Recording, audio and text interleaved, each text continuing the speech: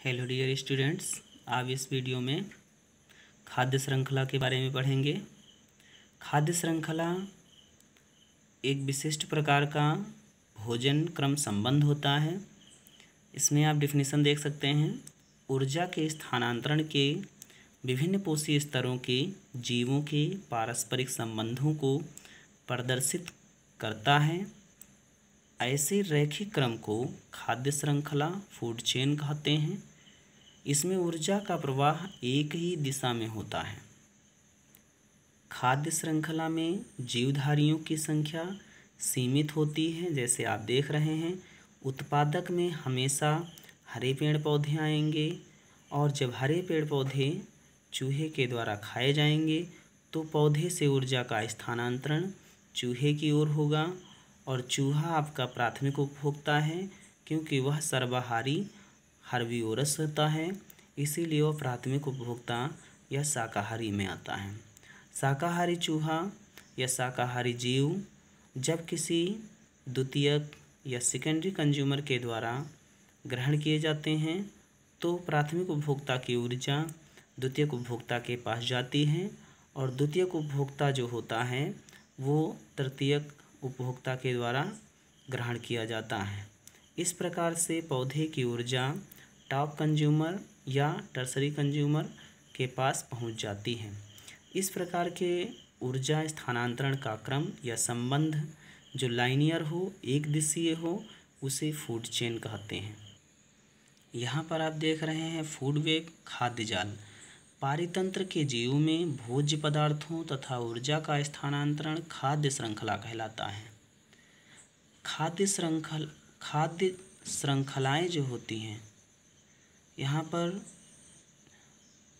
जो खाद्य श्रृंखलाएं अभी आपने पढ़ा कि एक जीवधारी का दूसरे जीवधारी से परस्पर भोजन संबंध को जो एक ही दिशा में दिखाई देता है उसको खाद्य श्रृंखला कहते हैं।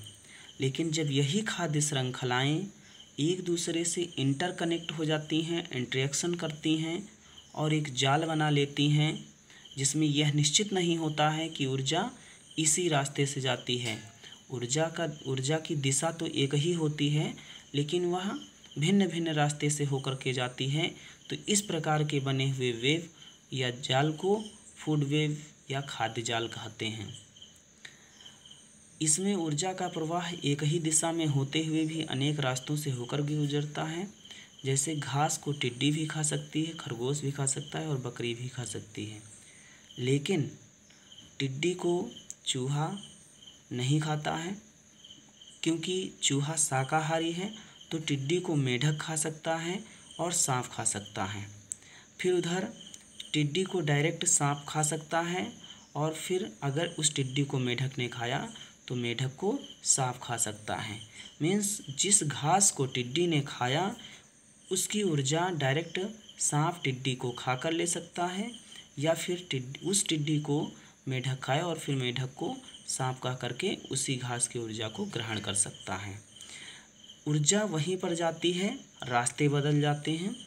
इसमें जीवधारियों की संख्या बहुत अधिक या असीमित होती है। कोई निश्चित नहीं होती है कि इसमें इतने जीवधारी होंगे, क्योंकि हमेशा संख्या तो खाद्य श्रृंखला में निश्चित होती है, खाद्य जाल में जीवधारियों की संख्या निश्चित नहीं होती है। जैसे आप यहाँ पर देख रहे हैं कि ये घास के नीचे जो आपको लिखा हुआ दिख रहा है, ये कुछ डिकम्पोजर्स हैं जो जीवधारियों के या कंज्यूमर्स के, प्रोड्यूसर के जो हैं डेड बॉडीज को डिकम्पोज करते हैं। यहाँ पर घास से भोजन प्राप्त करने वाला चूहा है, तितली है, हिरन है और भी बहुत सारे प्राइमरी कंज्यूमर हैं। प्राइमरी कंज्यूमर को खाने के लिए जैसे सांप है, चील है, इसमें ये सेकेंडरी कंज्यूमर हैं और सेकेंडरी कंज्यूमर से भोजन प्राप्त करने वाला टॉप कंज्यूमर या टर्सरी कंज्यूमर, जिससे शेर कहा गया है।